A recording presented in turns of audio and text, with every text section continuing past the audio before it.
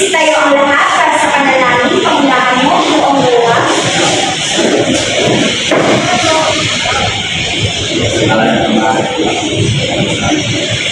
Pagkaon, maraming salamat sa mga bagyo, mga gawain kami sa amin na magawain na yun,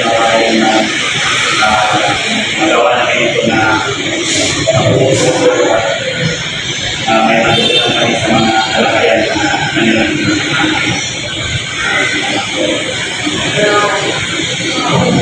Sa mapagpalang araw sa aking lahat, kumusta kayo?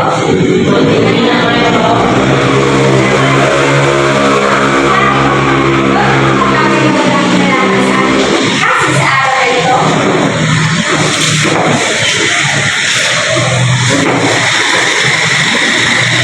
meron ba akong ilan sa araw na ito? Wala po. Mabuti naman at walang ilan sa araw na ito. Sapagkat magkakaroon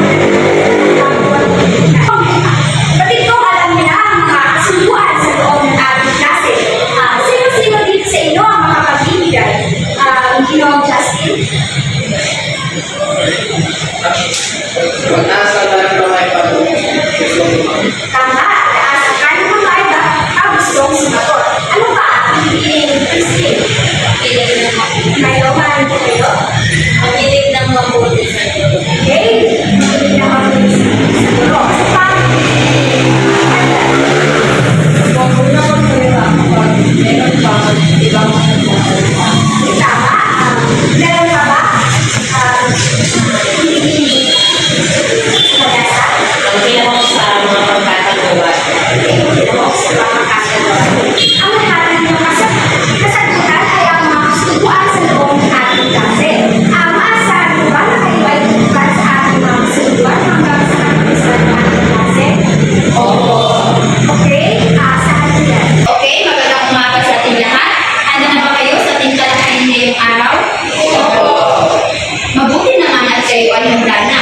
Ngunit bago natin sisimulan ang ating talakayan, ay magkakaroon muna tayo ng pagkakang gawain. Nakikita niyo ba na meron akong itlagay dito na halaan ng puntos? At meron din akong itlagay na dalawang pangkat. So ngayon, is papamatin ko kayo sa dalawang pangkat. Unang pangkat, para sa dito. Dalawang pangkat ay dito naman. So ngayon, para maintindihan niyo ang aking gagawin, meron akong inihanda kahon dito. Dito kayo bubunot ng inyong isa sa dula. Ang ating padulang gagawin ay ang lights, camera, action. Okay.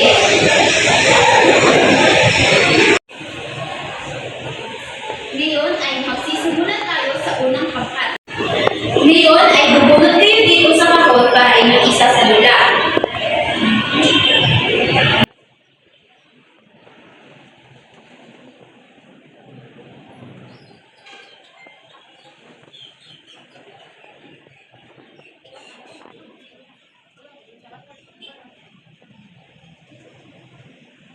Ngayon, magsisimula tayo. Ang unang pangkat ay pupunta dito sa harapan at isadula ang inyong mga nabunot na papel.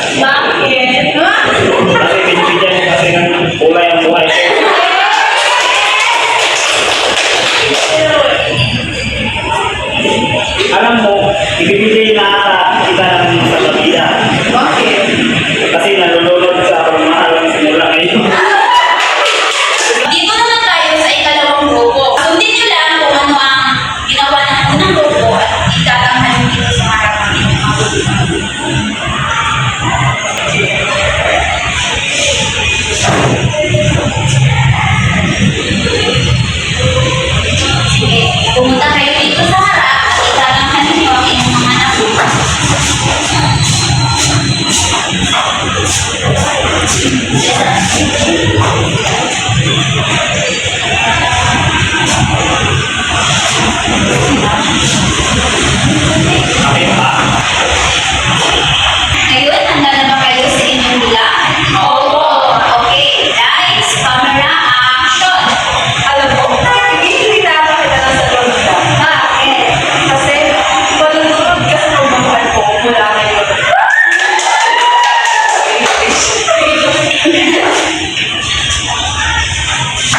Kapit ka ba?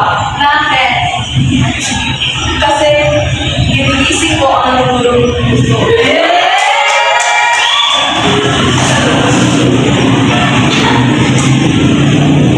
Isa ka bang Crayola? Bakit? Binigyan mo kasi ng kulay ang buhay ko. Ay, maraming salamat sa inyong pagtatanghal. Ngayon ay binigyan ko kayo ng puntos.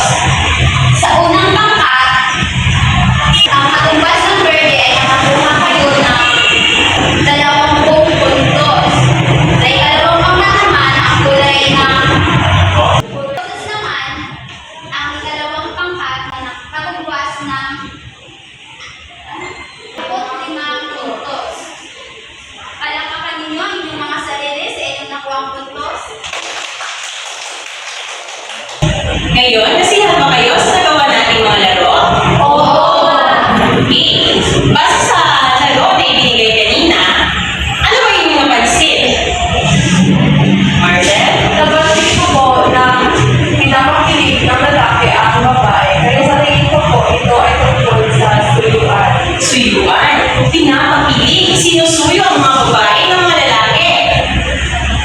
May ilan ba kayong mga salita na kaugnay sa pagsusuyo, pagpapakilig? May iba po kayo? Pagmamahalan ay pinapakita sa pamamagitan ng mga lalapis na salita. Tama. May iba pa ba? Ideya? Marlene? May iba ka ba mga ideya, mga salita kung saan nagpapakita ng pagsusuyuan, ng pagmamahalan, na may kaugnayan sa ganun nga, pagsusuyuan. Maliban sa matatamis sa salita. Pagbibigay ng bulaklak. Tama, pamimigay ng bulaklak. So sa kabuang laro kanina, ito ay tungkol sa pagsusuyuan. Sa salita pagsusuyuan, may namumupang ideya kung ano ang magiging talakayan natin sa araw na ito. May mga ideya ba kayo? Kung may kaugnay ba ito sa ating talakayan? Iyo po. Ino. Tungkol po sa suyuan. Suyuan, tama. Dahil ang ating tatalakayin ngayon ay tungkol sa pakibasa ng sabay-sabay. Wala na pasok. Suyuan sa Australia ng Golden Camera or 7 years old. Tama. Maraming salamat sa iyong pagbasa. Ngayon, bago natin himay-himayin ang nobela tungkol sa ikapitong kabanata kung saan may pamagat na suyuan sa Australia ng Golden Camera or Pinas Rizal ay sabay-sabay niyo muna basahin ang ating magiging layunin sa araw na ito. Ibasa ng sabay-sabay. Layunin. Nakapag-ibigay ang hulugan ng pag-update na mahirap na salita matatagpuan sa kabanatang ito ng Golden Camera sa sariling pag-uusap. Nakapagtutulong sa mga pangyayari ng kwento sa pamagitan ng pagbuo ng comic strip at makapagpapalaga sa karakter ng isang Pilipino sa simulan mo ng pag-ibig. Salamat. So bago natin buksan o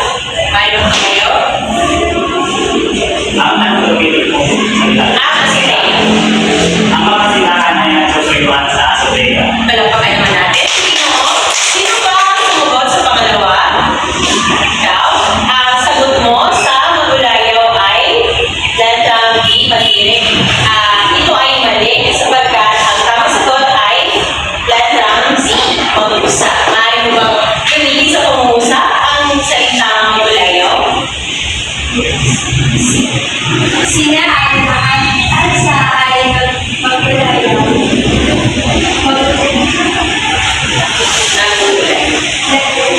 Okay, palapakan naman natin.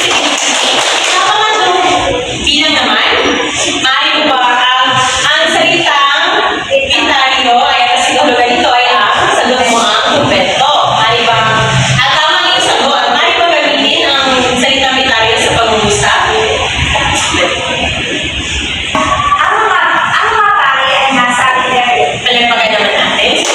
Paano naman ang pang-apat na bilang sino ang sumagot? Maaari bang tumayo? Ang iyong sagot ay ang letter B kung saan ay ang salitang magdili. Maaari mo ba gamitin ang salitang magtulo sa pangungusap? Sabay tayo magtulog ng kanila sa class. Okay. Palampakan naman natin. At ang panghuling bilang, sino ang sumagot?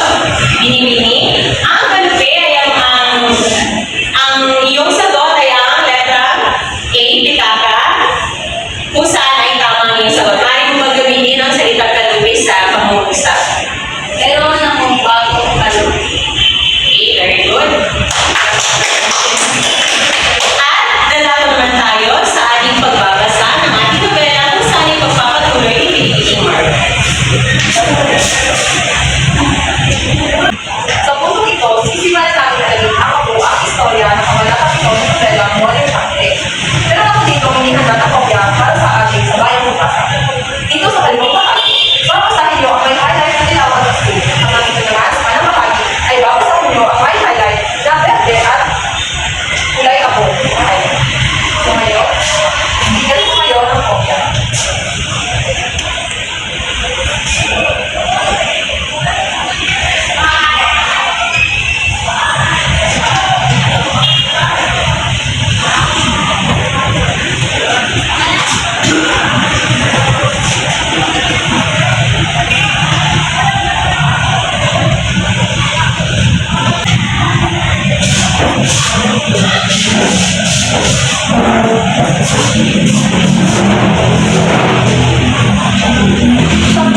Ating nalalahanin na kailangan nalabasan ng boses at iba sa pagbabasa at unawain mabuti ang inyong pinasang kwento. Ngayon, maaari nyo nang simulan ang pagbasa. Kalimang pagbasa. Sabay-sabay na sa akin. Kabanata ito, siwa sa Suria. Sinanang ang bata ay Isabel, maagang napapagsimba ng araw na iyon. Matapos ang pagkasulay ng kanyang na sila ng babae. Naglinis ng bahay si Isabel dahil sa pamahalan upang nakakunan ng babae. Si Camila de Guardo ay lamang mga kasulatan tungkol sa kaibayan sa mga alas na mayang lahat na nanahimik habang tapos ng mga upang maligaw ang sarili sapagkat ngayong araw ay nakatang pagkita nila kay Abara. Hindi makapalig ang lahat na sa pagdating sa kasigayan ng kanyang sinisahan. Napapasayaan na ang mga Diyos sa sarili dahil na lalaki na ang Salvador. Maya-maya ay malihat si Abara at hindi makakailangan na ang dalaga. Pumasok pa sa silis sa kanyang laban ng mga nagkakaroon. Kaya siya pinaalis siya sa sarili. Lumabas dito at nakikita ang dalawa sa bumakan. Kapag nagkaroon ng kaligayahan sa mga maraming dalawa, nagtama ang kanyang paningin sa isa't isa upang mapapasarili at magkaiwasan sa loob na ng pagpapalis ni Tia Isabel ay nagbubuo ang dalawa sa Suria. Doon ay may Sinilan silang nag-usap tungkol sa kanilang nararamdaman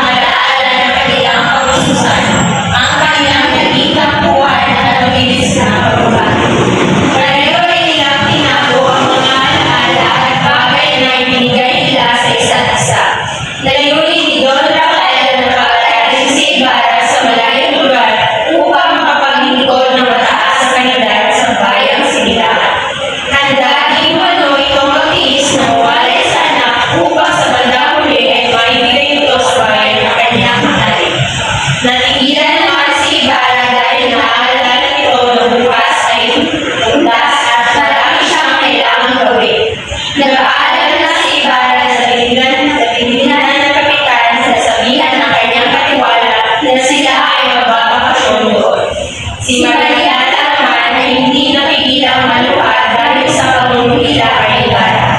Sinabihan siya ng kanyang ama na ipagtulog si Ibarra sa dalawang kandila at iaalay sa santo ng Manila. Okay? So, naiintindihan niyo ba ang pinasa? Oo. Dahil naiintindihan niyo, ngayon, ibigyan ko kayo ng mga hindi na mga katarungan para ating sukatin ng inyong kaalaman. Tungkol sa inyong pinasa, ito yung tapos nilang basahin ang kwento. Ibigyan ko kayo ng ilang mga tanong. Una, sino-sino ang tauhan sa kwento? Pangalawa, maaari mo bang sabihin sa lugar mo? Ang tauhan sa pito na aming pinabasa ay sina Maria Clara versus Tuboy Ibarra, Tia Isabel, Kapitán Tiago at si John Rafael. Tama. Bigyan natin siya kasi bagong palakpakan. Pangalawang tanong. Dito naman sa kabila. Pinag-iiban na siya. Saan nagtungo sina Maria Clara at Ibarra upang mag-usap at ano ang kanilang pinag-uusapan? Sila ay nagtungo sa Azotea at nasisinan nilang pinag-uusapan tungkol sa kanilang nararamdaman at kanilang mga sukaan sa isa't isa. Tama. Palakpakan natin. Pinag-iban na. Dito naman sa kabila. Paano sinaliwan na Ibarra at Maria Clara ang kanilang kaibigan? Binibining alwa-araw. Sinaliwan ng Ibarra at Maria Clara ang kanilang pag-iibigan sa pamamagitan ng pagbasa ni Maria Clara ng mga sulat. Tama. Palakpakan natin si binibining alwa-araw. At ang panghuli tanong, ano ang ginawa ng ama ni Maria Clara noong nakakita si Maria Clara at Ibarra? Binibining lamba. Maaari bang salutan ang tanong? Nang makita ng ama na umiiyak ang kanyang anak dahil sa pangungulila kay Ibarra, sinabihan siya ng kanyang ama na ipagtulong si Ibarra ng dalawang kandila at ialay sa santo ng manlalakbay. Tama, bigyan natin siya ng ibang. Natutuwa ako at talagang mayroon din ako na aksal at naiintindihan niyo ang aking binigay na kwento. Sa baliyong pagkat kanina ay magkataon ulit tayo ng pagkatang gawain. Alam niyo ba kung ano ang comments? O nakapagbabasa na ba kayo ng comments? Oo. So sa mga hindi pa alam kung ano ang comments, ay meron ditong halimbawa ng comments. So ito ang comments.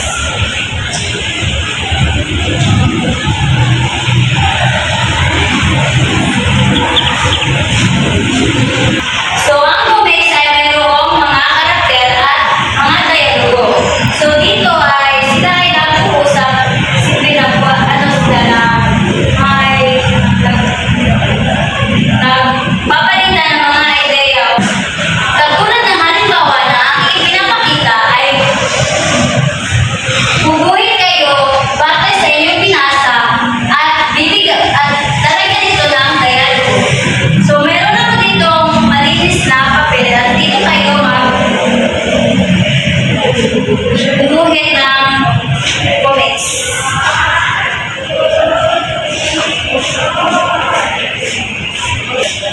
So, bawat pagkat ay kinakailangan gumawa ng yel at ipresenta dito sa harapan.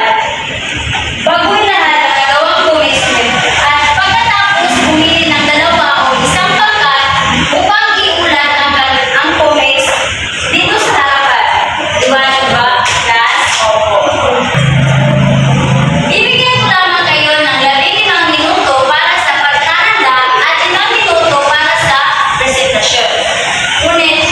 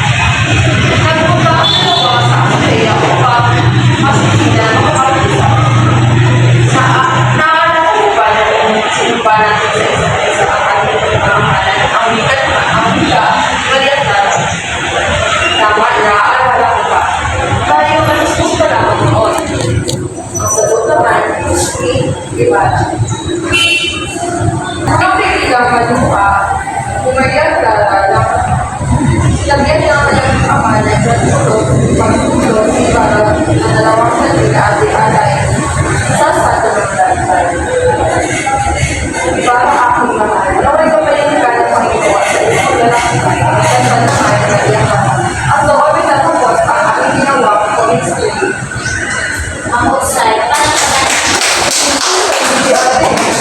So, nakikita ko ngayon na mayroon kayong potensyal na magiging isang sikat na artista balang araw. Kaya, palakapan ninyo ang inyong sarili sapagkat nagamparan ninyo ang pagpresenta dito sa harapan ng klase. Ngayon ay magkakaroon tayo ng magbibigay ako ng puntos. So, sa unang pataan, ilang puntos ang ibigay natin sa kanila? Ang dalawang bagay